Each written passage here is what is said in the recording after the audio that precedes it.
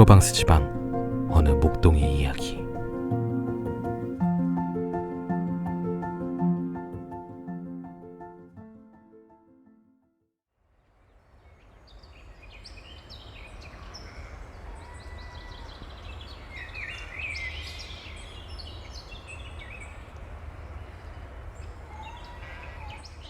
위브롱산에서 양들을 지키고 있을 무렵, 나는 초원 속에서 혼자 사냥개 라브리와 양들을 데리고 몇 주일 내내 사람의 그림자 하나 구경 못한 채 지냈습니다.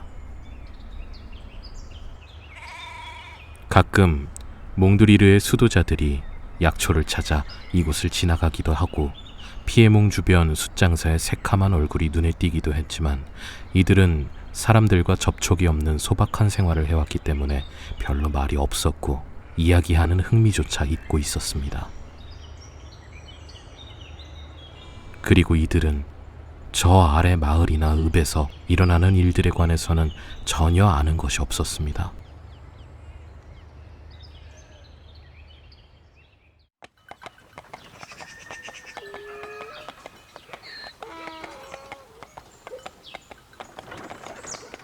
그래서 보름마다 보름치 식량을 가지고 산길을 올라오는 농장 노새의 방울소리가 들릴 때, 어린 머스마이의 쾌활한 얼굴이나 늙은 노라드 아주머니의 붉은 두건이 차츰 언덕 위로 나타날 때면 정말 한없이 기뻤습니다. 저 아랫마을 소식, 영세받은 일, 시집가고 장가간 일들에 대한 이야기를 듣게 되기 때문이었습니다. 그러나 무엇보다도 나를 기쁘게 한 것은 우리 주인집 딸 스테파네타 아가씨의 소식이었습니다.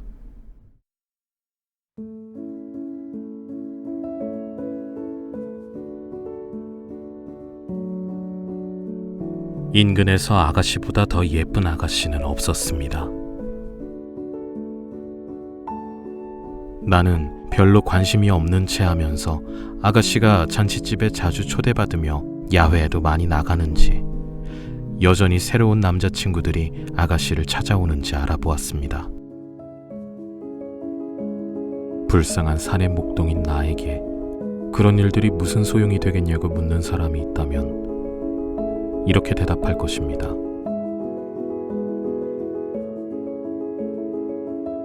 나는 나이 20살이었고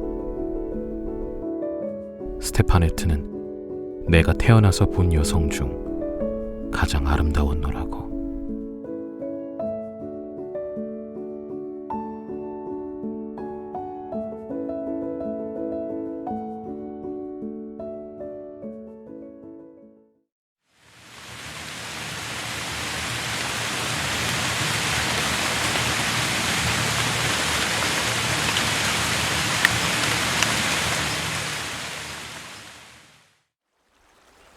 그런데 어느 일요일, 기다리던 보름치 식량이 아주 늦게서야 도착했습니다. 아침나절에는 대미사 때문이라고 생각했고, 점심때에는 심한 소낙비가 지나갔으니 길이 나빠 노새가 떠나오지 못하는 것이라고 생각했습니다. 그런데 3시쯤 되자 마침내 하늘이 씻은 듯이 개고 산은 물기와 햇빛으로 빛나는데, 나뭇잎에서 떨어지는 물방울 소리와 물이 불어넘치는 시냇물 소리에 섞여 노새의 방울 소리가 들렸습니다.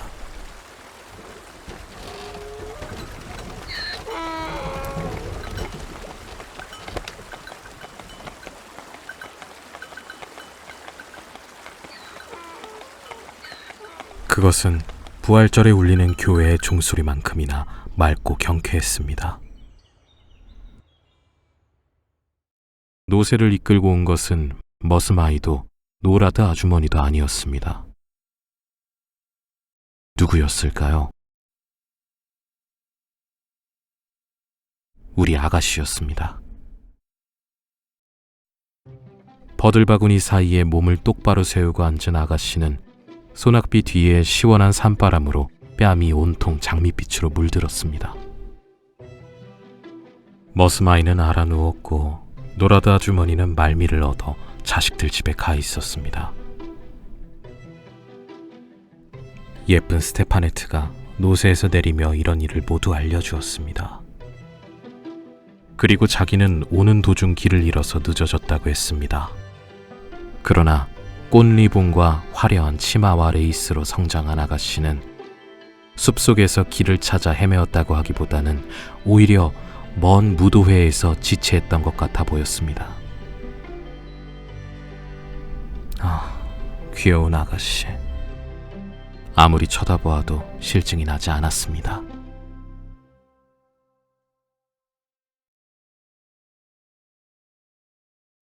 정말 이렇게 가까이서 아가씨를 본 적은 아직까지 없었습니다. 겨울에 양떼가 들판으로 내려오면 나는 농장에 가서 저녁 식사를 했는데 그때 언제나 화려한 옷차림을 한 아가씨가 하인들에게는 말을 건네지 않고 약간 으스대며 홀을 지나는 모습을 본 적은 가끔 있었습니다만 지금 그 아가씨가 이렇게 내 앞에 있는 것입니다.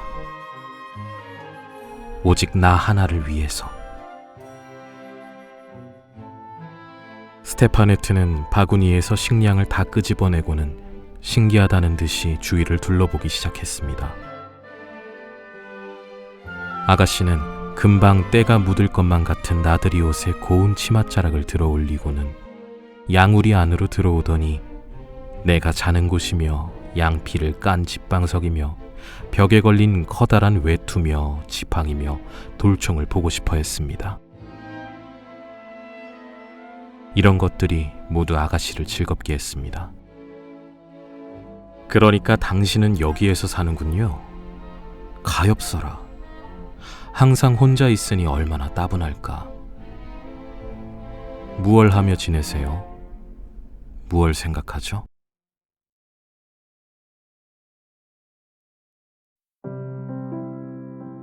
나는 아가씨 당신을 하고 대답하고 싶었습니다. 그렇게 말했어도 거짓말은 아니었을 것입니다. 그러나 나는 너무나 당황해서 단 한마디의 말도 생각해낼 수가 없었습니다. 아가씨는 분명히 그것을 눈치챘을 겁니다. 그러기에 심술궂은 아가씨는 짓궂게도 나를 더욱 당황하게 만들고 좋아했던 것입니다. 애인이 가끔 당신을 만나러 오죠? 그건 틀림없이 황금빛 양이 아니면 산꼭대기만을 뛰어다니는 선녀 에스테렐일 거야. 그런데 이런 말을 하는 아가씨야말로 머리를 뒤로 젖히고 예쁘게 웃는 것이나 유령처럼 왔다가 급히 가버리는 것이 마치 선녀 에스테렐 같았습니다. 잘 있어요. 아가씨 안녕.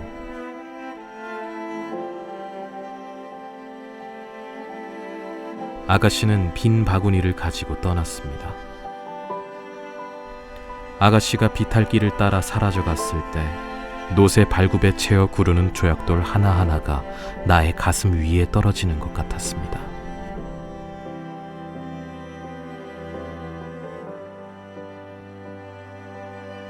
나는 돌들이 굴러가는 소리를 언제까지고 듣고 있었습니다.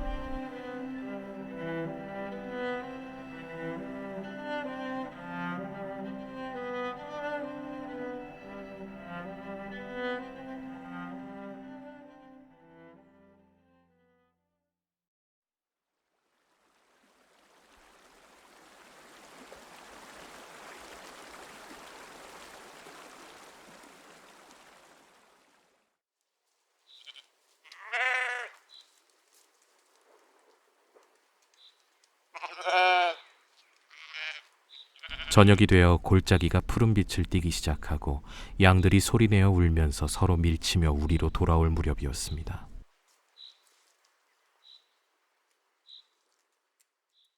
비탈길에서 나를 부르는 소리가 들리더니 우리 아가씨의 모습이 눈앞에 나타났습니다.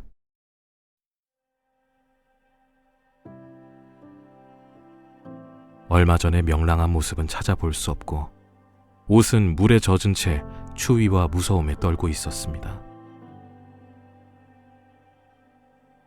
아가씨가 산 아래에 이르렀을 때 소낙비로 불어난 소르그네물을 무리하게 건너려고 하다 잘못하여 물에 빠진 모양입니다. 딱하게도 밤이 된 지금 농장으로 돌아간다는 것은 생각조차 할 수 없었습니다.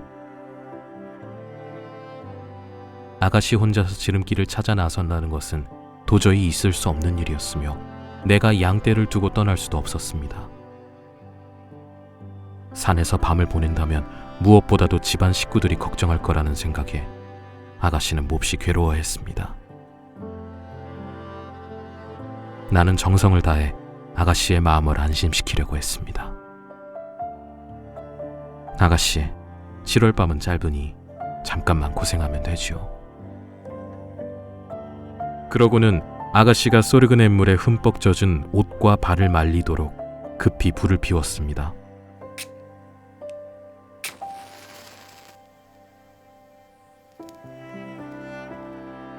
우유와 양젓 치즈도 아가씨 앞에 가져다 놓았습니다.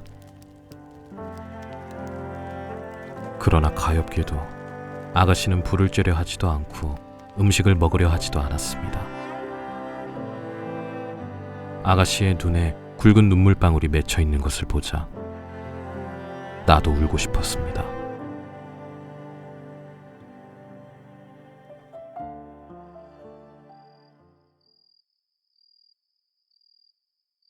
그러는 동안에 완전히 밤이 되었습니다.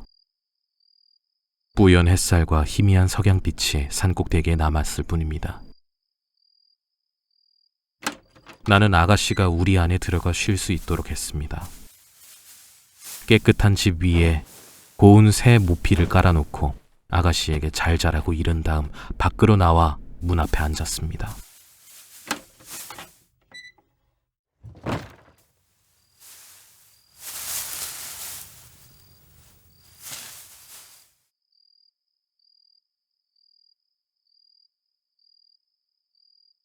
사랑의 불길에 혈관이 타오르는 듯 했는데도 티끌만큼의 나쁜 생각도 머릿속에 떠오르지 않았다는 것을 하느님은 믿어주실 것입니다. 우리 안 한 구석에서 잠든 아가씨의 모습을 신기하게 바라보는 양들 곁에서 다른 어느 양보다도 더 소중하고 순결한 양인 듯 주인집 따님이 나의 보호에 마음 놓고 잠들었다는 자랑스런 생각밖에 없었습니다. 하늘이 그처럼 아득하고 별들이 그처럼 빛나 보인 적은 없었습니다.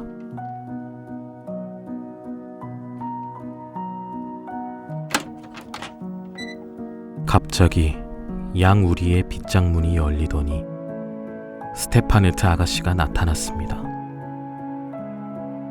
아가씨는 잠을 이룰 수가 없었던 모양입니다. 양들이 움직이며 짚을 바스락거리는가 하면 꿈을 꾸며 울어댔으니까요.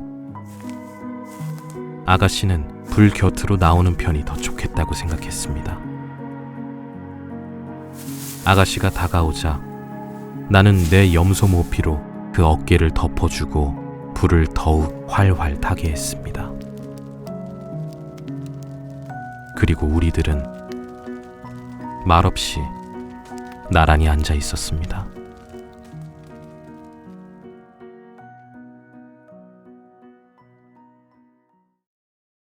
야외에서 밤을 보낸 적이 있다면 우리가 잠드는 시각에 또 하나의 신비스러운 세계가 고독과 정적 속에서 눈을 뜬다는 사실을 아실 겁니다. 그때 샘물은 더욱 맑게 노래하며 연못에서는 작은 불꽃들이 빛나게 됩니다. 모든 산의 정령들이 자유롭게 오가며 대기 속에는 잘 분간할 수조차 없는 소리와 가볍게 스쳐가는 듯한 소리가 들립니다. 그러한 소리들은 마치 나뭇가지가 자라고 풀잎이 돋아나는 소리인 듯 들리는 것입니다. 낮이 생물들의 세상이라면 밤은 사물들의 세상입니다. 그러나 그러한 밤과 친숙하지 못한 사람들은 밤을 무서워하게 됩니다. 그래서 우리 아가씨는 몸을 후들후들 떨며 아주 작은 소리만 나도 내게 몸을 바짝 붙였습니다. 한 번은 길고 구슬픈 소리가 저 아래 번뜩이는 연못에서 우리가 앉은 쪽으로 메아리 쳐왔습니다. 바로 그 순간 아름다운 별똥별 하나가 우리 머리 위에서 소리가 나는 쪽으로 떨어졌습니다. 마치 방금 들은 저 구슬픈 소리가 빛을 이끌고 가는 것만 같았습니다. 뭐죠? 스테파네트 아가씨가 낮은 목소리로 물었습니다. 천국으로 들어가는 영혼이랍니다. 나는 대답하며 십자가를 그었습니다. 아가씨도 십자가를 그었습니다. 그러고는 잠시 깊은 생각에 잠겨 하늘을 쳐다보더니 물었습니다. 목동들은 마법사라면서요? 정말인가요? 그럴 리가 있나요? 여기에서 살면 별들과 더 가까우니 들에 있는 사람들보다 별에서 일어나는 일을 더 잘 아는 거죠.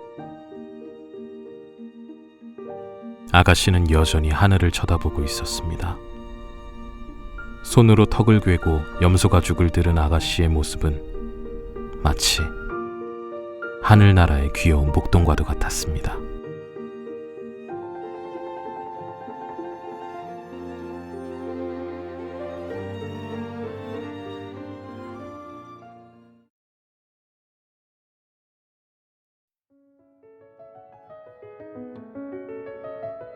참 많기도 해라. 어쩌면 저렇게 아름다울까. 이렇게 많은 별들은 처음 봐요. 저 별들의 이름을 알아요? 알고 말고요. 자, 보세요.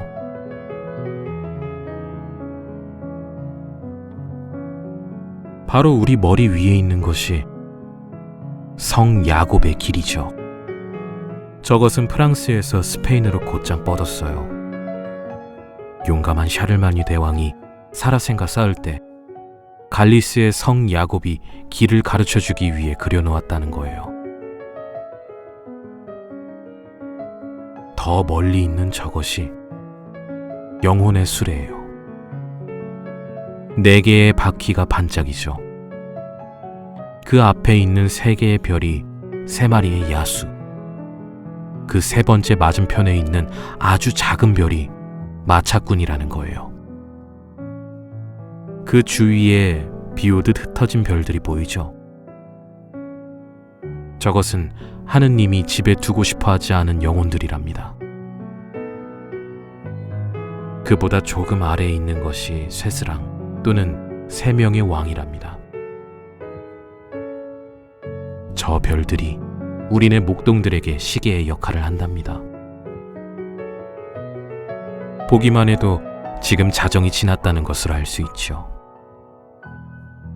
그보다 조금 아래에 언제나 남쪽에서 빛나는 것이 장드밀랑, 별들의 횃불이죠.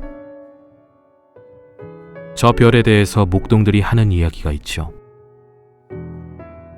어느 날 밤 장드밀랑이 이 3명의 왕과 닭장과 함께 친구 별의 결혼식에 초대받았더랍니다. 닭장은 성질이 아주 급해 제일 먼저 길을 떠나 윗길로 갔다는군요. 저것 보세요. 저 위에 아주 하늘 한복판에 있죠. 3명의 왕은 아랫길로 질러가서 닭장을 따라갔답니다. 그러나 느림보인 장드밀랑은 늦게까지 자다가 아주 뒤에 처지고 말았죠. 그래서 화가 난 그는 2 친구를 멈춰서게 하려고 지팡이를 던졌답니다. 그래서 3명의 왕을 장드밀랑의 지팡이라고도 부르죠. 그러나 모든 별 중 가장 아름다운 것은 우리의 별인 목동의 별이랍니다. 새벽에 우리가 양떼를 몰고 나갈 때, 또 저녁이 되어 양떼를 몰고 들어올 때, 저 별은 우리 앞에서 빛나죠. 우리는 이것을 마글론이라고 부른답니다. 예쁜 마글론은 프로방스의 베드로의 뒤를 쫓아가서 7년에 한 번씩 그와 결혼을 한답니다. 뭐라고요? 별들도 결혼을 하나요? 그럼요.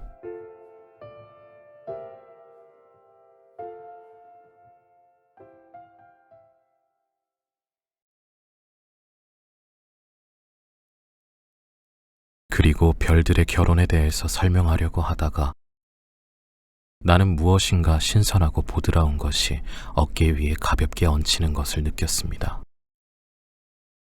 잠이 들어 무거워진 아가씨의 머리였습니다.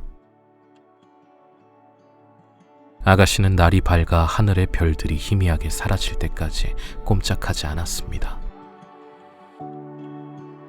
가슴이 약간 두근거렸지만 아름다운 생각만을 보내준 청명한 밤에 신성한 보호를 받으며 나는 잠든 아가씨의 모습을 바라보았습니다.